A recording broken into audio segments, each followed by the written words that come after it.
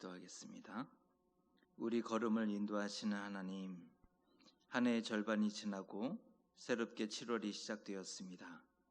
우리에게 지혜를 주시고 크신 은혜를 주셔서 세월을 아끼며 살아갈 수 있게 하여 주옵소서. 코로나가 1년 이상 지속되고 있습니다. 많은 이들이 힘겨워하고 여전히 어려워하고 있습니다. 하늘의 하나님을 향하여 비옵나니 하늘에서 듣고 우리 죄를 사하고 이 땅을 고쳐 주옵소서. 회복과 구원이 오직 하나님께 있음을 고백하오니 오늘 우리를 회복시켜 주시고 구원하여 주시옵소서. 예수님의 이름으로 기도드리옵나이다. 아멘. 찬송가 435장입니다. 찬송가 435장입니다.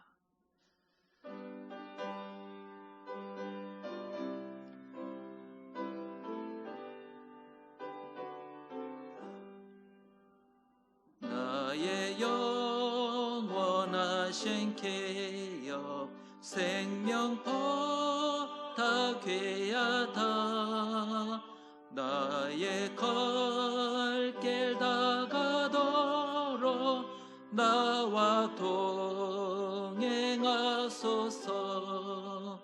주께로 가까이 주께로 가오네. 나의 갈 길 다가도록 나와 동행하소서. 세상 복의 안일함과 모든 명예 버리고 험한 길을 가는 동안 나와 동행하소서. 주께로 가까이 주께로 가오네. 나의 갈 길 다가도록 나와 동행하소서. 어두운 골짝 지나가며 험한 바다 건너서 전국 문에 이르도록 나와 동행하소서. 주께로 가까이 주께로 가오니. 나의 갈 길 다가도록 나와 동행하소서. 아멘.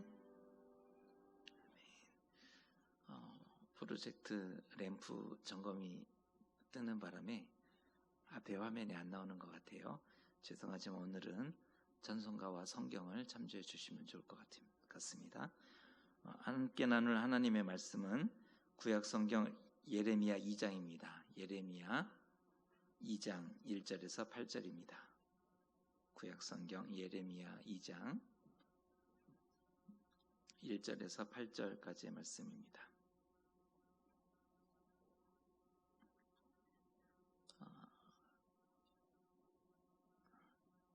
어두우시죠? 불을 좀 켜드려야 될 것 같아요. 성경을 읽으시려면.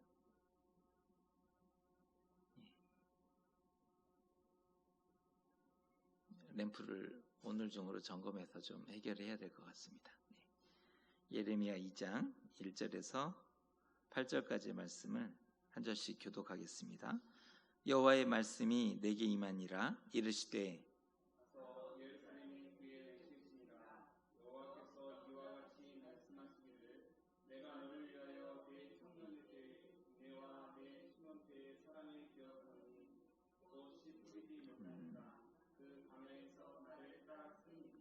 이스라엘은 여호와를 위한 성물 곧 그의 소산 중 첫 열매이니 그를 삼키는 자면 모두 벌을 받아 재앙이 그들에게 닥치리라. 여호와의 말씀이니라.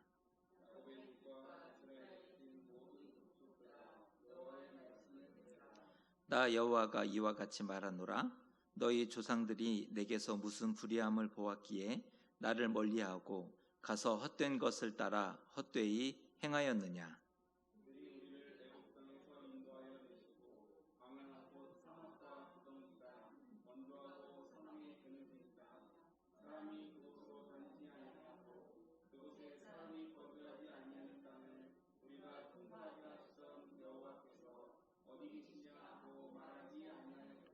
내가 너희를 기름진 땅에 인도하여 그것의 열매와 그것의 아름다운 것을 먹게 하였거늘 너희가 이리로 들어와서는 내 땅을 더럽히고 내 기업을 역겨운 것으로 만들었으며 제사장들은 여호와께서 어디 계시냐 말하지 아니하였으며 율법을 다루는 자들은 나를 알지 못하며 관리들도 나에게 반역하며 선지자들은 바알의 이름으로 예언하고 무익한 것들을 따랐느니라.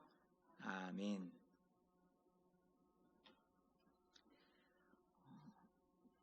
벌써 7월입니다. 2021년이 시작한 지 얼마 안 됐다 여겨지는데 또 7월이네요. 참 시간이 빠르게 지나가는데 올 한 해 하나님 앞에 또 잘 준비해서 믿음과 신앙이 더욱 성숙하는 한 해가 되었으면 좋겠습니다. 달이 바뀌면서 성경 묵상 그 본문도 바뀌었습니다. 예레미야서가 시작이 되는데요. 선지서입니다. 선지서의 특성상 예레미야서를 읽으면서 우리는 많이 찔리게 될 겁니다. 하나님의 말씀이 우리를 도전하고 또 찌르게 될 텐데 특별한 의미가 있는 것 같아요. 선지서 말씀을 읽으면서 우리 자신을 더 많이 돌아보고 또 회개할 것이 있다면 회개하는 것, 이것은 필요할 것이라고 봅니다. 구약의 선지자는 특별한 역할들을 감당했습니다. 구약에서 선지자로 부름받은 것은 특별한 역할을 하나님께 부여받게 된 건데요. 나라와 이스라엘 백성들을 향하여 심판의 메시지를 선포하는 역할이 선지자가 맡은 역할이었습니다. 하나님의 뜻이 무엇인지를 전했던 겁니다. 심판의 메시지, 특별히 이제 하나님의 뜻이 심판의 메시지로 이렇게 전달되기도 했는데 심판 메시지는 두 가지의 뉘앙스, 두 가지의 어감으로 전달되었는데요. 하나는 하나님이 도우신다, 구원하신다, 이스라엘이여 여호와께로 돌아오라, 이 메시지입니다. 심판을 포함하고 있지만 그럼에도 이스라엘에게 용기와 희망을 주는 메시지입니다. 그러니까 심판이 포함되어 있어요. 그런데 용기와 희망을 포함한 그러한 메시지였습니다. 다른 하나의 어감은 이스라엘은 반드시 멸망하게 되고 바벨론의 포로가 될 것이다. 심판을 돌이키기 이미 늦었다. 이것이 하나님의 뜻이다. 라는 심판 자체를 전하는 메시지입니다. 차이가 분명하죠. 심판을 말하고 있지만 용기와 희망을 주는 메시지를 전하는 선지자와 하나님의 심판 자체를 전하는 선지자가 있었다는 겁니다. 이게 말이 아다르고 어다르지 않습니까? 근데 이 심판 메시지도 달라도 너무 달랐던 거죠. 죄를 지었으니 하나님의 심판은 어쩌면 당연했을지 모릅니다. 하지만 전곡을 찌르고 치부를 만천하에 드러내니 이 마음이 몹시 불편할 수밖에 없습니다. 어떤 메시지를 사람들이 좋아했을까요? 선지자가 하나님의 말씀을, 메시지를 전했을 때 어떤 소리를 사람들이 더 좋아했을까요?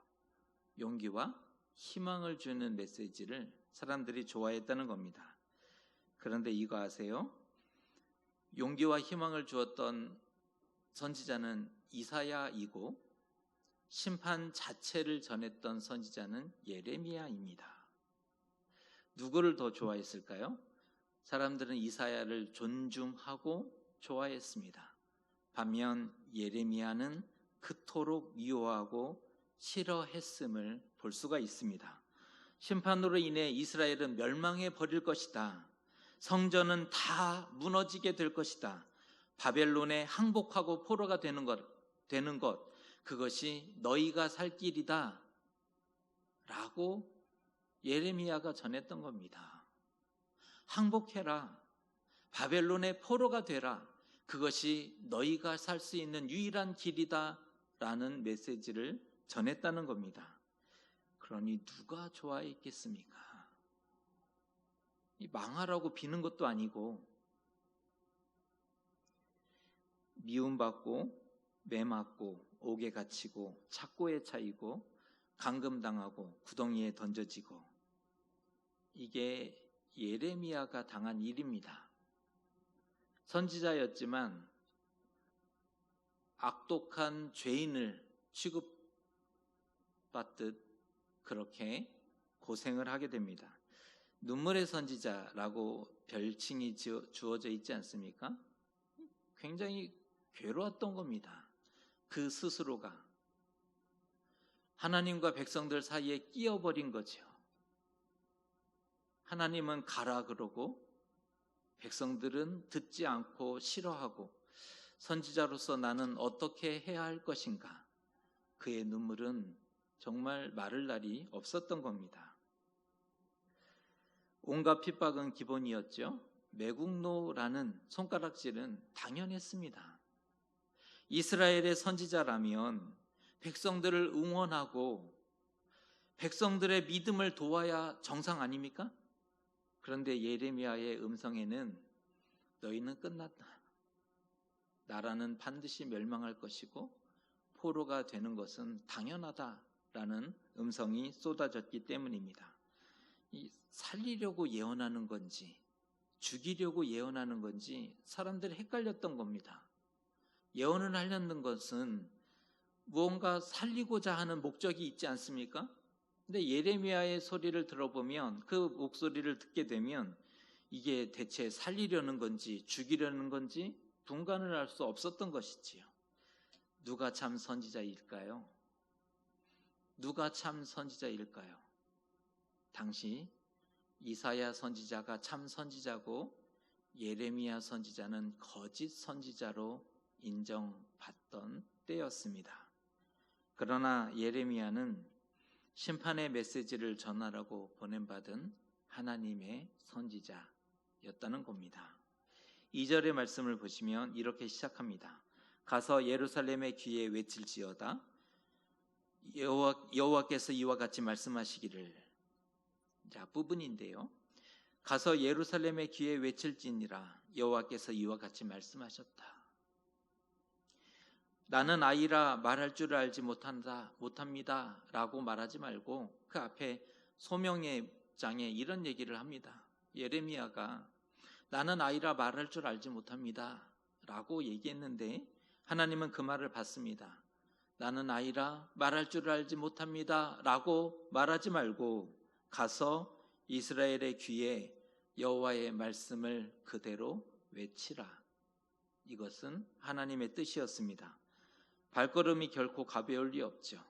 가면 돌맞을 것이 뻔한데 어찌 그 발걸음이 가볍겠습니까? 많이 부담스러웠을 겁니다. 차라리 외치지 않으면 좋을 것을. 그러나 하나님이 지속적으로 등을 미시니 이거는 방법이 없지 않습니까? 왕과 대신들과 제사장들과 백성들이 몹시 싫어할 것을 예레미야도 알고 있었습니다. 그는 특별한 선지자인데요. 유다 왕 요시야 때 부름을 받아서 여호아스, 여호야김, 여호야긴, 시드기야 5명의 왕을 거치며 예언했던 선지자입니다.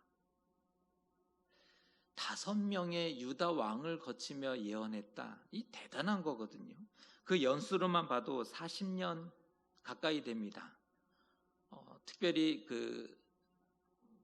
어느 신학자는 예레미야는 적어도 50년 가까이 하나님의 음성을 대언했고 예루살렘이 멸망한 이후에도 10년 가까이 하나님의 음성을 대언했던 선지자로 이렇게 보기도 하는데요. 5명의 왕을 거치며 예언했습니다. 눈빛만 봐도 하나님의 말씀을 진지하게 듣는지 아니 듣는지 알 수 있었던 선지자입니다. 진실한지 거짓인지 딱 보면 알 수 있었다는 겁니다. 40년, 50년을 하나님의 음성을 대언했는데요. 듣기 싫은 내색이 얼굴에 그대로 나타납니다. 왕과 대신들과 제사장들과 백성들이 동일했습니다. 듣기 싫은 내색이 나타나는 그들을 보면서 하나님의 음성을 전한다. 그는 참 괴로운 사람이었다는 겁니다. 여호와의 말씀을 아무도 들으려 하지 않는 세상에 하나님의 음성을 홀로 끊임없이 외치고 있는 사람입니다. 하지만 선지자였기에 가서 외쳐야 합니다. 외로웠고 고통스러웠고 차라리 죽었으면 좋겠지만 그가 살아있는 한 하나님의 음성을 외쳐야 했습니다. 그것이 그의 사명이었다는 것입니다. 예레미야는 이스라엘이 청년의 때, 신혼의 때 사랑을 버렸음을 책망합니다. 오늘 말씀에 언급되어 있죠. 젊었을 때, 청년일 때 왜 사랑을 버렸느냐, 왜 그때의 사랑을 버렸느냐 책망하게 됩니다. 심판의 원인이 그들이 첫사랑을 버렸기 때문임을 분명히 전하고 있다는 겁니다. 하나님이 불의했기 때문이 아니고 하나님의 손이 짧고 능력이 없어서가 아니었다는 겁니다. 하나님이 이스라엘을 돌보지 않고 방치했기 때문이 아니었다는 겁니다. 이스라엘은 스스로 하나님을 버리고 우상을 선택했던 사람들입니다. 더 이상 출애굽의 하나님을 찾지 않고 의지하지 않습니다. 더 이상 광야길을 인도하신 하나님을 찾지 않고 아무도 의지하지 않는 시대가 되어버렸습니다. 하나님이 주신 약속의 땅을 우상으로 물들인 사람들이 있고 곳곳에 산당을 만들고 역겨운 곳으로 바꾸었던 사람들이 이스라엘입니다. 하나님을 향해서는 그토록 한 번도 열정을 내지 않았고 하나님의 전을 세운 이후에 하나님의 전을 잊었는데 우상에게 향한 산당은 끊임없이 창조해내고 산 위에 푸른 나무들 아래에 세웠던 것을 볼 수가 있습니다. 이게 반대인 거죠. 하나님을 향해 열정이 그토록 있었다면 그들은 더욱 하나님의 인도와 보호를 받았을 텐데 그들의 열정은 우상을 향하는 데 쏟았던 것입니다. 무엇을 얻기 위해서 그들은 그렇게 열심을 다했는가?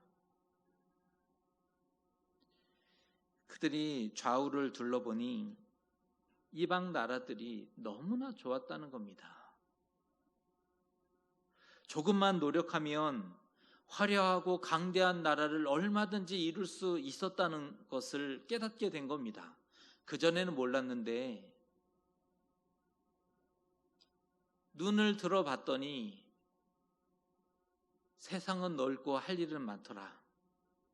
이방 나라들을 봤더니 화려하고 강대한 나라가 되는 것이 얼마나 중요한 것인지를 알게 되었고 이방 나라들을 봤더니 육체적인 쾌락과 자유와 방종이 그렇게 좋아 보였던 겁니다.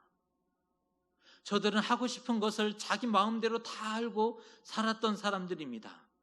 그것이 왜 이렇게 부러운지. 그 자유가 너무나 부러웠던 거죠. 자신들은 지금까지 하나님 눈치 보며 하고 싶은 거 제대로 하지 못하고 그 속박당하고 그 굴레에 너무나 고통스러웠는데 눈을 들어봤더니 이방 사람들은 너무나 자유롭고 너무나 쾌락을 즐기며 그렇게 행복하게 살더라. 그것이 그토록 부러웠던 거죠. 이스라엘은 하나님으로부터의 완전한 자유와 해방을 꿈꾸게 되었던 겁니다. 이해가 가실지 안 가실지 모르는데 하나님으로부터의 완전한 자유와 해방을 그토록 갈급했던 꿈꿨던 그러한 이스라엘 사람들입니다. 첫사랑을 간직했을 때는 하나님의 인도를 받았죠. 비록 부유하지 못해도 행복했습니다. 부유하지 못했어요? 그러나 행복했지요. 거친 광야를 걸을 때 그들은 행복했습니다. 좋은 것을 먹고 입고 시원한 것을 마셔서가 아니라 거친 광야였지만 행복했습니다. 높은 산이 거친 들이 조막이나 궁궐이나 그 어디나 하늘나라 였다는 거지요. 하나님의 인재와 동행이 있었기 때문입니다. 하지만 첫사랑을 버린 후에 하나님의 인도와 보호를 받지 못하게 됩니다. 이스라엘은 그 첫사랑을 완전히 버린 이후에 하나님의 인도와 보호를 받지 못하게 됩니다. 그러니 심판과 재앙을 피할 방법이 없지 않습니까? 오늘 말씀에 두 가지를 좀 적용해 보면 좋을 것 같습니다. 예레미야처럼 하나님이 원하실 때 좁은 길을 갈 수 있겠는가? 우리는 하나님이 원하실 때 좁은 길을 갈 수 있겠는가? 첫 번째 적용입니다. 사람들이 좋아하지 않는 거예요. 사람들이 부담스러워하는 겁니다. 그것을 뻔히 아는데 그럼에도 하나님 뜻이라면 우리는 순종할 수 있겠는가? 우리도 예레미야가 될 수 있겠는가라는 첫 번째 도전이고요. 두 번째는 우리는 우리 안에 있는 첫사랑의 기쁨과 감격을 어떻게 하셨습니까? 어디 있습니까? 그때가 참 좋았는데 이게 있죠. 우리 안에 그때 참 좋았는데 없었어도 부족했어도 하나님의 인도와 보호를 받을 때 그때 참 좋았는데 지금은 어디 갔습니까? 예레미야 때 첫사랑을 잃었기에 지엄한 심판의 메시지를 들어야 했습니다. 우리는 괜찮을까요? 우리는 지금 괜찮을까요? 첫사랑을 버린 것은 하나님을 버린 것이고 하나님을 잊은 것이고 은혜를 까먹은 것입니다.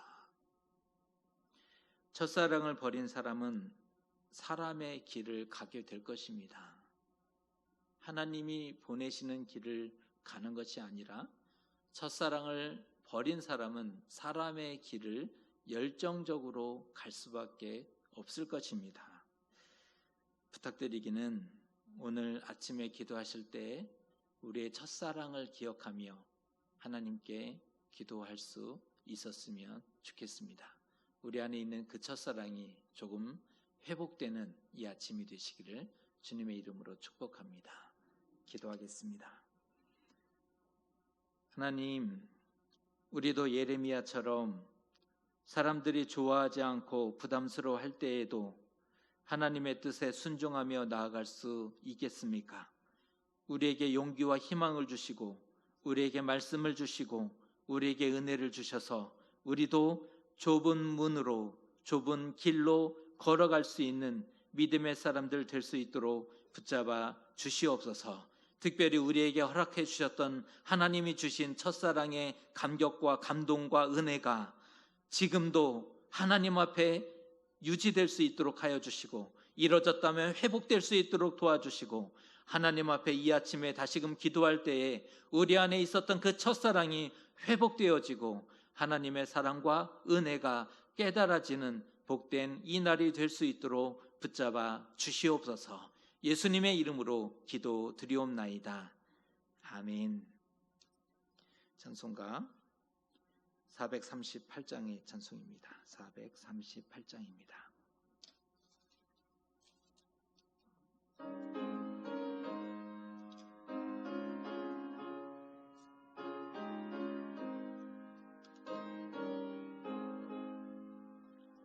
내 영혼에 은총이 보충한 죄짐 벗고 보내 슬픔 많은 이 세상도 천국으로 화하도다. 할렐루야 찬양하세 내 모든 죄 받고 주 예수와 동행하니 그 어디나 하늘나라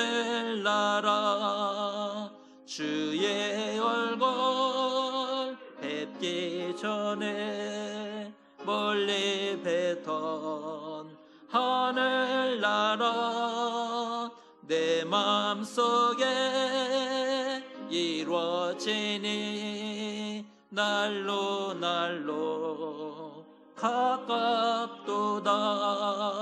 할렐루야 찬양하세. 내 모든 죄 사함 받고 주 예수와 동행하니 그 어디나 하늘나라 높은 산에 거친 들에 조막이나 궁궐이나 내 주 예수 모신 곳이 그 어디나 하늘나라. 할렐루야 찬양하세. 내 모든 죄 사함 받고 주 예수와 동행하니 그 어디나 하늘나라. 아멘. 오늘 안심기도에 함께 참여해 주신 모든 교우들께 감사드리고요. 우리 조대근 이정인 집사님 가정에서 간단한 간식 준비하셨는데 하나씩 가져가셔서 이렇게 맛있게 드셨으면 좋겠습니다. 광고 하나 드리는 것은 구준범 집사님 외할머니께서 어제 별세하셨는데요. 구준범 집사님, 정혜인 집사님 가정입니다. 우리 외할머니이셔서 교회에서는 따로 장례를 지원해 드리진 않지만 믿지 않는 가정이셔서 한번 조문을 다녀오면 좋을 것 같아서 저는 오전에 한번 이렇게 다녀오려고 합니다. 슬픔을 당한 가정들을 위해서 위로해 주시고 기도해 주셨으면 좋겠습니다. 주님 가르쳐 주신 기도로 마치겠습니다. 하늘에 계신 우리 아버지, 아버지의 이름을 거룩하게 하시며 아버지의 나라가 오게 하시며 아버지의 뜻이 하늘에서와 같이 땅에서도 이루어지게 하소서. 오늘 우리에게 일용할 양식을 주시고 우리가 우리에게 잘못한 사람을 용서하여 준 것 같이 우리 죄를 용서하여 주시고 우리를 시험에 빠지지 않게 하시고 악에서 구하소서. 나라와 권능과 영광이 영원히 아버지의 것입니다. 아멘.